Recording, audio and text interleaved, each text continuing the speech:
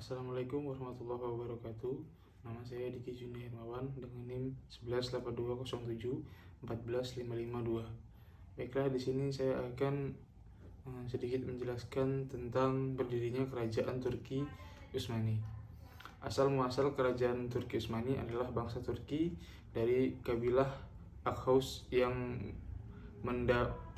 mendiami daerah Mongol dan daerah utara negeri Cina.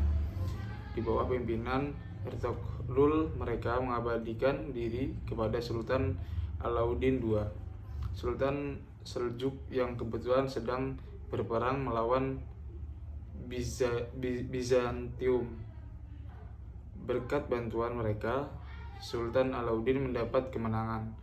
Atas jasa baik itu, Alauddin menghadiahkan sebagai tanah di Asia Kecil yang berbatasan dengan Bizantium.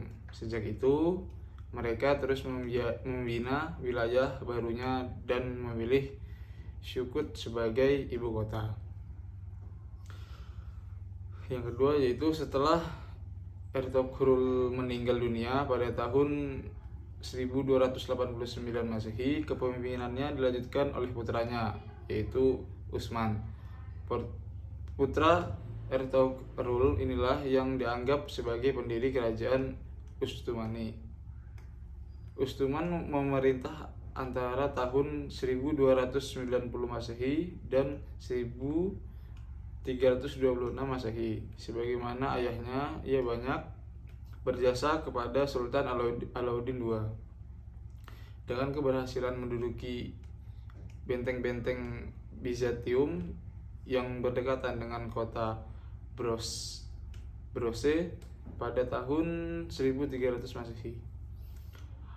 Bangsa Mongol menyerang kerajaan Seljuk dan Sultan Alauddin terbunuh.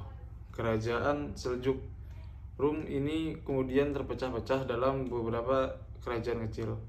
Utsman pun menyatakan kemerdekaan dan berkuasa penuh atas daerah yang didudukinya. Sejak itulah kerajaan Utsmani dinyatakan berdiri.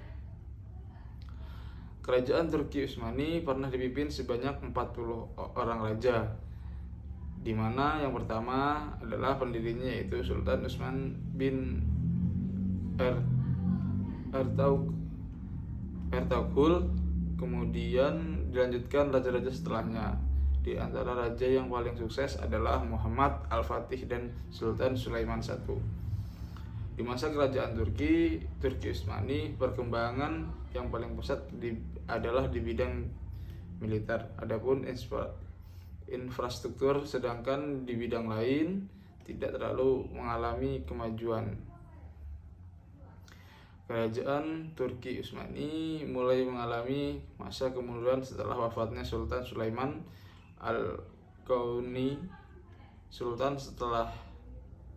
setelahnya tidak mampu meneruskan jalan pemerintahan dengan baik. Sementara bangsa-bangsa Eropa mengalami masa kemajuan ilmu pengetahuan. Hingga akhirnya tahun 1942 Republik Turki diproklamirkan menggantikan kerajaan Turki Utsmani. Sejak saat itulah korespondensi Aceh dengan Turki pada abad ke-16 mulai intensif dan berlanjut di era pemerintahan Sultan Selim II. Sama seperti pendahulunya, Sultan Selim II juga memberikan bantuan militer berupa kapal, pasukan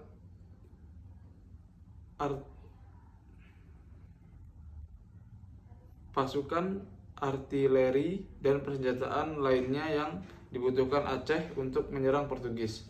Untuk itu, Turki mengirimkan sebuah ekspedisi yang dipimpin oleh Laksamana Kortulugu Hazir Rais ke Aceh. Meskipun kemudian ekspedisi tersebut dialihkan untuk memadamkan pemberontakan di Yaman, namun persenjataan dan teknis militer Turki berhasil tiba di Aceh. Berdasarkan catatan Portugis pada tahun 1582, setiap tahun Aceh mengirimkan utusan beserta sejumlah hadiah seperti emas, batu mulia, rempah-rempah, dan parfum kepada Sultan Utsmani. Selain itu, Aceh juga membangun perdagangan rempah-rempah ke Timur Tengah.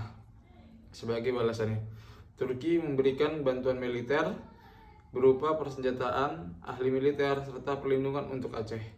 Hubungan tersebut kemudian menjadikan Aceh sebagai wilayah protektorat Kesultanan Utsmani hingga abad ke-18. Menjadi bagian dari Imperium Kesultanan Utsmani, Kesultanan Aceh Darussalam kemudian menjadi negara dengan kekuatan militer yang diperhitungkan di kawasan Sumatera dan Malaka. Beberapa kali Aceh mampu mengalahkan Portugis dan berbagai pertempuran. Selain itu, kapal-kapal Aceh diizinkan menggunakan bendera Turki. Bendera Kesultanan Aceh Darussalam berwarna merah dengan bulan sabit, bintang, dan padang berwarna putih, menyerupai bendera Kesultanan Utsmani. Salah satu peninggalan Kesultanan Aceh Darussalam menerima lada secupak merupakan salah satu meriam pemberian dari Turki. Mungkin cukup itu aja yang bisa saya sampaikan. Kurang lebih saya mohon maaf yang sebesar-besarnya. Saya akhiri, wabillahi taufiq wal hidayah. Wassalamualaikum warahmatullahi wabarakatuh. Yang kedua yaitu riwayat hubungan Aceh dan Utsmani. Kesultanan Aceh Darussalam tercatat pernah memiliki hubungan yang dekat dengan Kesultanan Utsmani. Ismail Haqqi Goksoy di dalam artikelnya berjudul Autonomous Aceh Relations and Documents in Turkey Source menjelaskan hubungan antara dua kesultanan tersebut berdasarkan arsip dokumen-dokumen resmi Kesultanan Utsmani. Kesultanan Aceh Darussalam mulai berdiri sejak abad ke-16 dengan Sultan Ali Makhyat Shah sebagai sultan pertamanya. Pada saat itu, Aceh merupakan kerajaan yang berpengaruh di kawasan Sumatera. Kesultanan Aceh Darussalam menjadi ekspansif pada era kepemimpinan Sultan Alauddin Al-Khar. Untuk memperluas kekuasaan dan meningkatkan perekonomiannya, Aceh berambisi untuk menguasai Selat Malaka yang menjadi jalur perdagangan rempah-rempah internasional. Untuk itu, Aceh harus bersaing dengan Kesultanan Johor dan Portugis yang menguasai Malaka.